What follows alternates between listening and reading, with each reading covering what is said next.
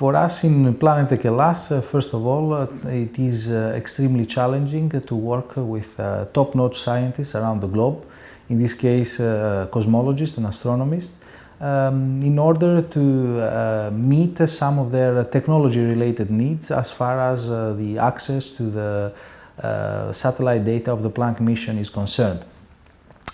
At the same time, supporting the scientific community in order to give answers to some of the most challenging questions of the humankind as far as the universe is concerned is the same fascinating.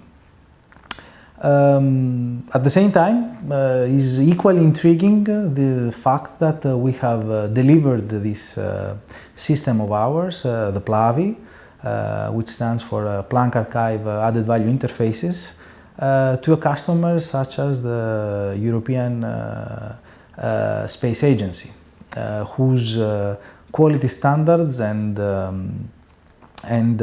procedures are unquestionable. To be able to cope with the needs, to meet the needs of the European Space Agency, of a customer such the agency, it's not an easy task. It requires continuous investments in innovation, in R&D, which for us in Planet Hellas is something that stands high enough in our priorities list. For example, we have been working also, as we speak, in another related activity supported by the Horizon 2020, the European Union's framework program for research. The activity whose name is Beyond Planck is again something that we work together with top-notch again scientists from around Europe, and where we try to increase our know-how in order to be able to meet even better the needs of the agency, but also of the community in general. It is important to mention also that we have been the first company, the first private company in Europe to start activities in the Science Archive of the Astronomy Center in Madrid of the European Space Agency. The first in Europe, not only in Greece.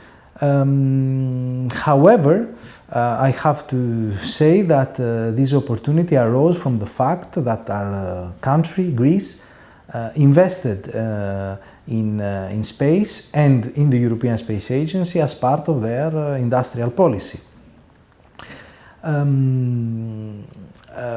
The fact that Greece invested in the European Space Agency, it gives the country an opportunity to participate in space programs that require usually investments that exceed the sole capacity of a single country, independently from their size. Independently if it is, I mean by this, independently if it is Greece, that's a small country, or a big country as Germany, for example, taking into account that space program as space missions as the Planck satellite, as the Planck mission,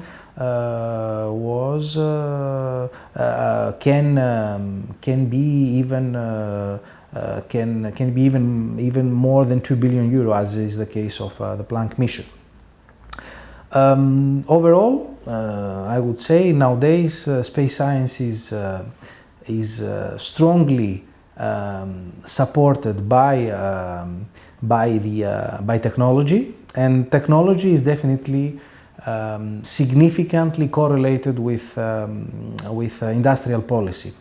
The decisions that a country takes as far as its industrial policy is concerned have a strong impact on the stake that companies and academia can have in the space market. So to answer your question then, what does it take to operate in space? What does it take for a private company to operate in space? I would say, on one hand, the continuous investment in innovation and R&D from the side of the company, and on the other hand, from the side of the resident country, of strong commitment in a well-defined, as much as possible, space strategy, and of course corresponding and support from the relative industrial policy of the same country.